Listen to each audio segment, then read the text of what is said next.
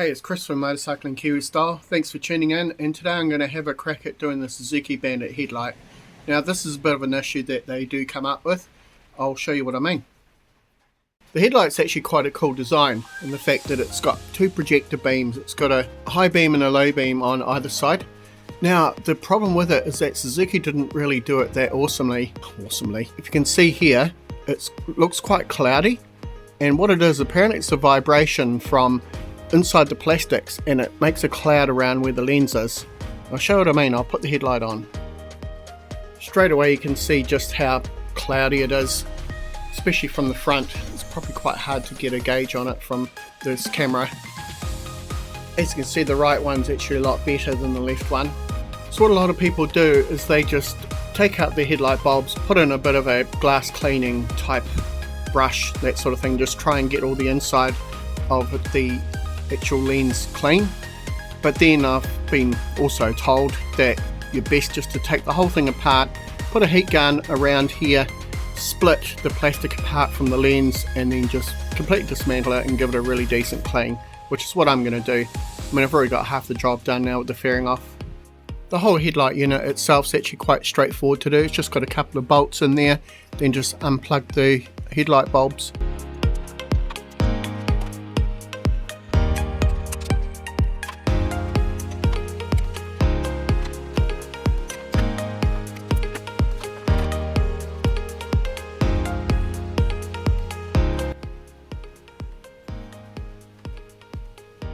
Now, since the plugs were being really temperamental and didn't want to come apart in the headlight bulbs, I just left them in there, and I was really careful not to touch the halogen light bulbs. Well, you know not to do that. Thing is though, if you do touch them with your fingerprint, you will leave oil on it and it will degrade the life of them. But you can actually use alcohol to clean the bulbs, but I'm just going to be super careful and just leave them there just for now. It's not ideal, but it'll do. So I've got the headlight unit sitting here. Just got to take off this fairing piece here, and then my next step will be to get in there, pull these apart and see if I can actually unbond the headlight unit to the actual lens unit. It's quite interesting. I reckon this is a second-hand unit, just the fact that someone's drawn on it. You can see here, this is the adjustment for the headlights for the left and right. This is obviously left, this is obviously right. You see that's 51 watt and that's 60 watt.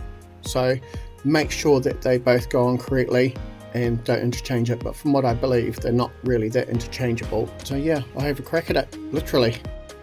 Another thing I just noticed is the remnants of a fairing bracket by the looks, which should have been attached to something, I'm not quite sure. The other one looks nice and clear. The damaged Bandit lives on.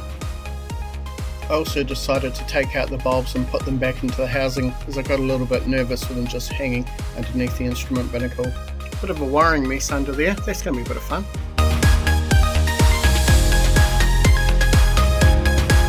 So after a bit of perseverance and quite a little bit of silicone removal, I finally got them apart. I didn't think it would ever happen. Lots of heat gun just trying to melt off that silicone. Quite interesting actually, how the headlights are quite different. One's high beam, one's low beam. I believe that one is the low and that one's the high. This is the one which is cloudy, which I'm going to have a good clean off. These aren't actually too bad, the outside parts of the headlight. See the dust particles here, and I'll just give it a gentle wipe. Wow, lots of dust. Just makes a huge difference apparently to the headlight. What's this one like? Yeah, you can see it, just so full of dust. I will give the inside of it a clean as well. Technically I should pull these off completely, but I don't actually want to do that. They're a bit of a pain, you've got to get them in the exact right spot. These are the adjusters there, and I really don't want to be screwing around with those, sort of getting all the alignment out wrong. That's great though, I got it apart. Just really good clean. Oh, you can just see the dust build up. I will definitely give these a clean inside as well. Just looking in there, you can see where I put my finger there, just dust. Crazy, eh? Considering these are sealed beams. Go figure. So I borrowed a chopstick from the dining room, but yeah, they don't need to know that. Shh. What I'm going to do is I'm going to use this to clean on the inside. Actually, what I might do, I might just use the fatter part of the chopstick, wrap it around there, and just sort of get in there as much as I can. Sort of move it all around.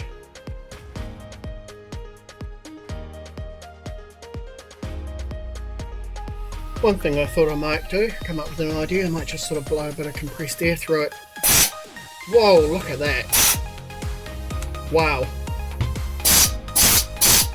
Incredible amount of dust. That one not so bad, which is the right one. But the left one, the low beam one. Oh, I'm happy with that. Oh, that's looking way better. Nice. I think I'm happy with that. I might put it back together now before I wreck anything else. I've decided I'll actually wait till I've got the whole thing assembled before I start cleaning up those grooves.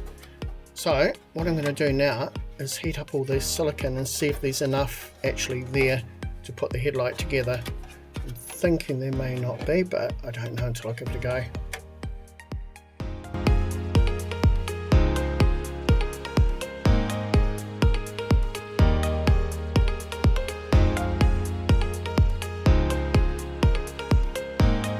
Obviously I can't leave the silicone to dry too long, so I've just got to get this done pretty quickly. Just got to be aware of the heat around here. I know the headlights generate a bit of heat, but so does a heat gun, so just got to be careful.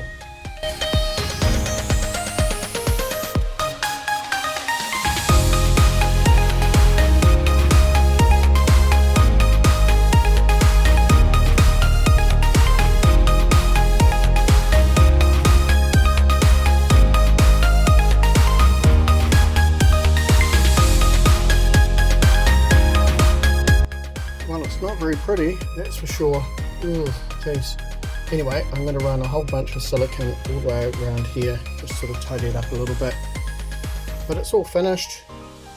Looking a lot cleaner in there now than when I first started. So hopefully we'll actually have some Bandit headlights instead of some blur headlights. Once I've done the siliconing, I'll just reinstall it, and it's exactly in reverse of how I showed you it comes apart. Really easy.